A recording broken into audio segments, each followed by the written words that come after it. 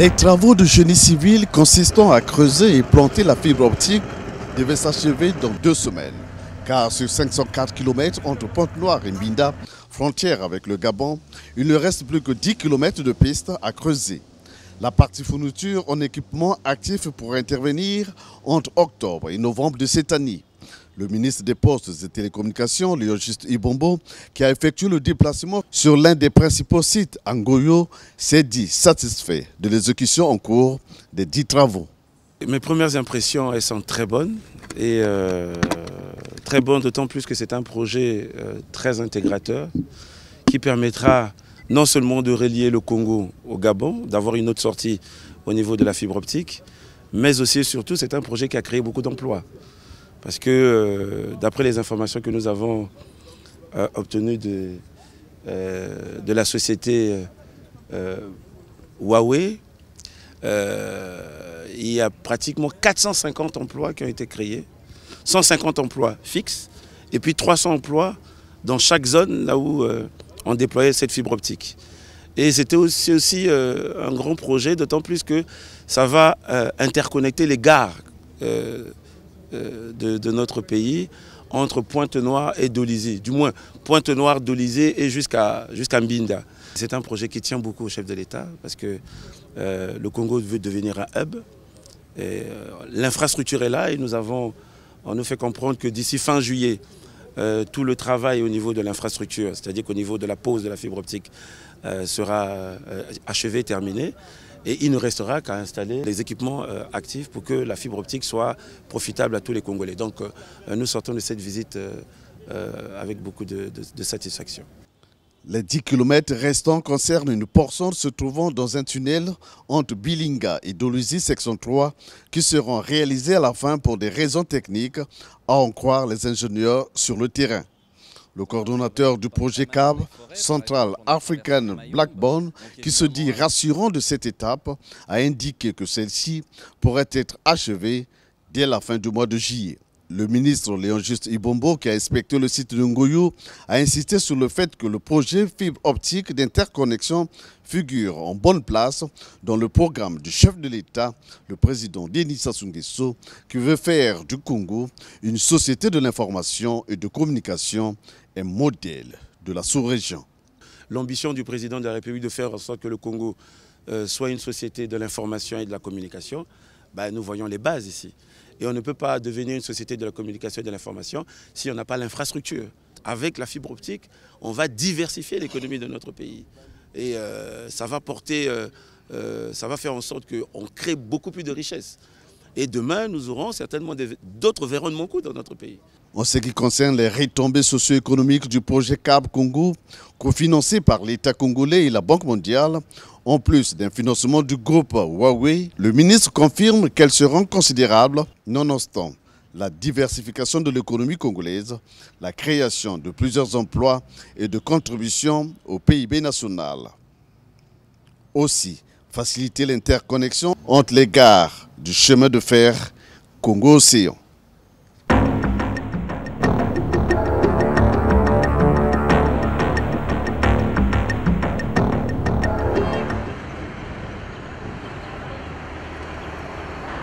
Plusieurs résolutions et recommandations, c'est la moisson de 5 jours de travaux accomplis d'abord par les experts de la COPTAC, puis soumis au segment ministériel pour approbation.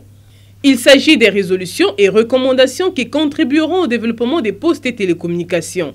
Léon-Juste Ibombo, le ministre congolais en charge des postes et télécommunications, qui a pris part active à ces travaux, en donne ici la substance. L'ambition, c'est d'abord de rassembler l'Afrique.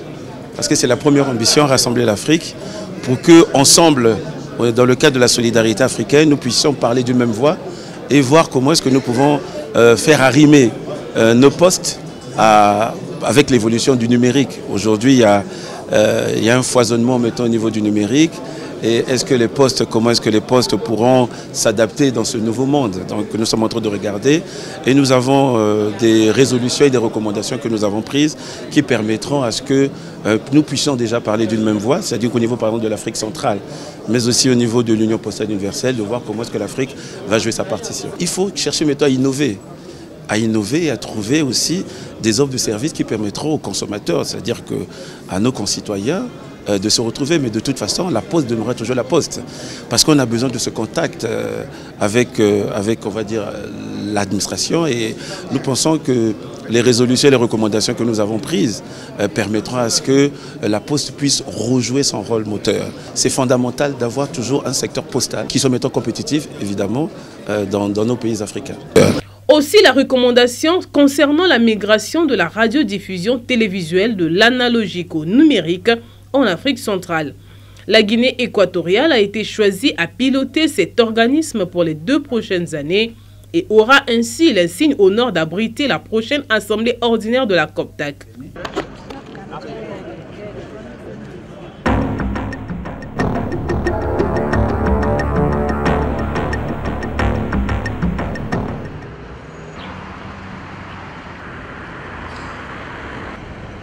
Le secteur postal africain est en phase de relever des défis majeurs liés à la recherche d'une meilleure productivité et d'une plus grande efficacité pour mieux contribuer au financement des économies africaines. Le ministre congolais en charge des postes et télécommunications, qui a pris part active à cette 9e conférence de l'UPAP, l'Union panafricaine des postes, croit fermement au devenir de ce secteur. Les services postaux sont un instrument unique, une opportunité réelle de réduction de la fracture numérique, mais aussi économique et sociale en Afrique.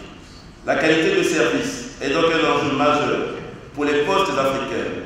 Il en va de même pour la question des services financiers postaux.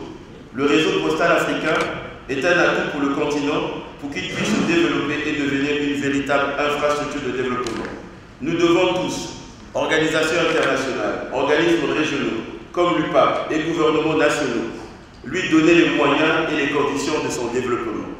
Ce sont donc les conditions d'un développement durable du secteur postal africain que nous devons construire ensemble. Cette session a aussi été une opportunité pour les pays membres de l'UPAP de bâtir une stratégie commune afin de mieux préparer le congrès de l'Union postale universelle d'octobre prochain à Istanbul en Turquie, dont le Congo est candidat au poste du président du conseil d'exploitation postale. Je demande ainsi le soutien de vos pays respectifs à cette candidature à l'occasion de cette élection.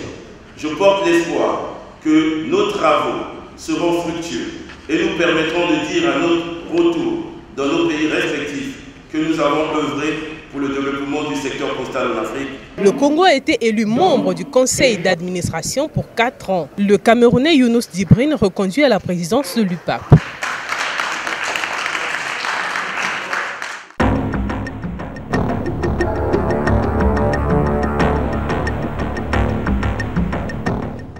En 2 années d'existence, Yecolab, cette organisation à but non lucratif, s'évertue de façon très dynamique dans l'exécution de ses missions premières. Il s'agit notamment de former un plus grand nombre de jeunes Congolais dans les nouvelles technologies de l'information et de la communication. La 2e génération de web designers et de web développeurs ont reçu leur certificat de fin de formation ce mercredi 27 juillet après 7 mois d'apprentissage. C'était en présence de plusieurs partenaires de Yecolab et du ministre des Postes et Télécommunications, Léon Juste Ibombo. L'ambition d'un être humain sur la terre, c'est d'impacter le monde.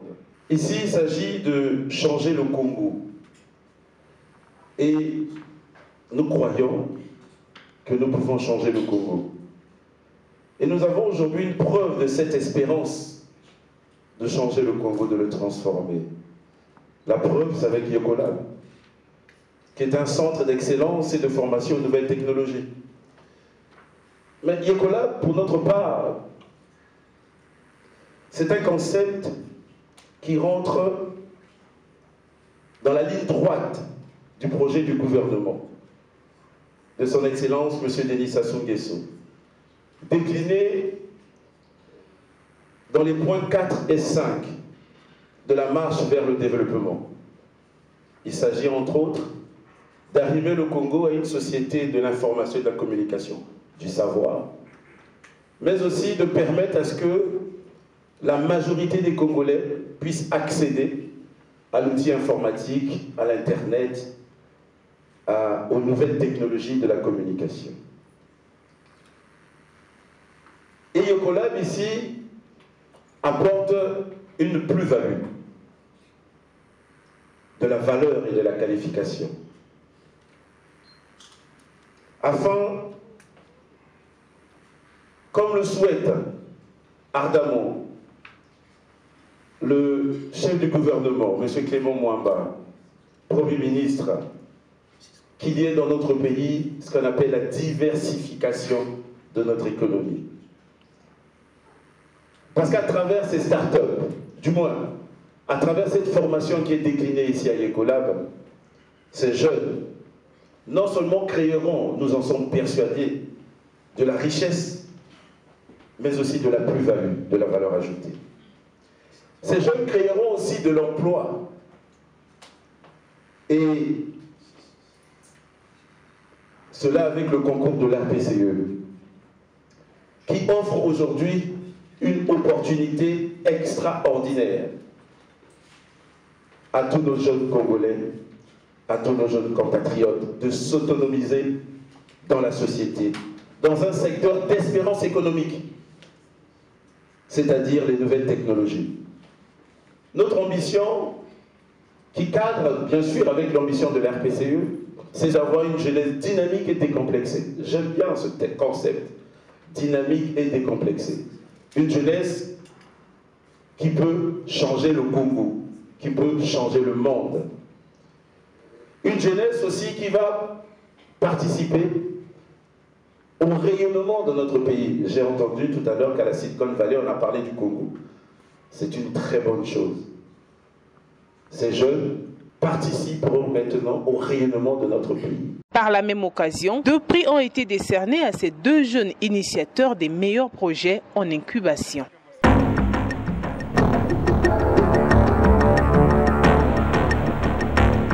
Recevoir les programmes des films cinématographiques par le biais de son téléphone portable va désormais être possible avec la société d'exploitation cinématographique à travers un projet dénommé Cinébox.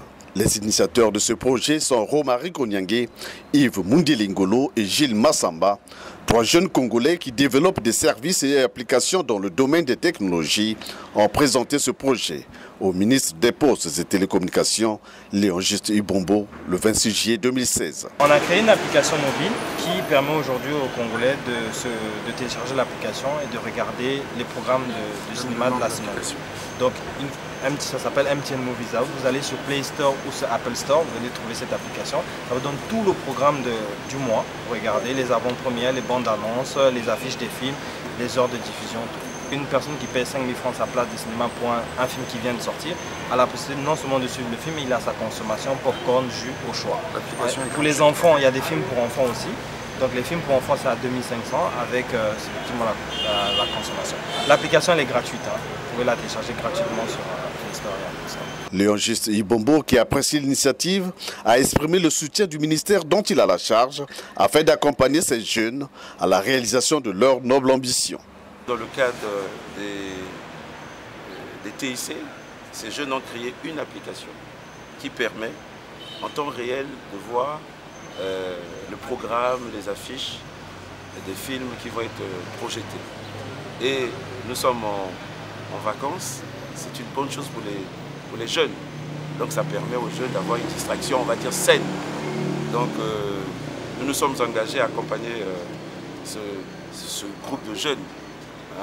Et voilà, c'est même l'ambition, la vision du président, c'est que les jeunes jouent leur partition dans le cadre de la Nouvelle République. Et ici, nous allons les accompagner pour leur permettre non seulement de créer de la richesse, parce qu'ici on crée de la richesse, c'est une entreprise qui a investi, et un investissement dans un secteur qui permettra à ce que les jeunes Congolais puissent avoir, je me répète, une distraction saine. Donc pour nous, nous les encourageons. Et la première, c'est le 17 août. Nous serons là pour accompagner encore ces jeunes et nous demandons que d'autres jeunes aussi innovent comme eux. Parce que là, ils sont en train de créer la richesse. C'est une entreprise qui va payer des impôts, c'est une entreprise qui va recruter des Congolais, certainement des jeunes Congolais. C'est une entreprise qui va aussi faire la renommée du Congo parce que l'application est sur Play Store. Apple Store. Donc l'application, c'est une application mondiale, mais une application créée par des Congolais. Donc nous sommes très enchantés, nous les encourageons. Le rendez-vous est donc pris pour le 17 août dans la salle de conférence de la préfecture de Brazzaville pour vivre le lancement officiel des activités de la société d'exploitation cinématographique au Congo.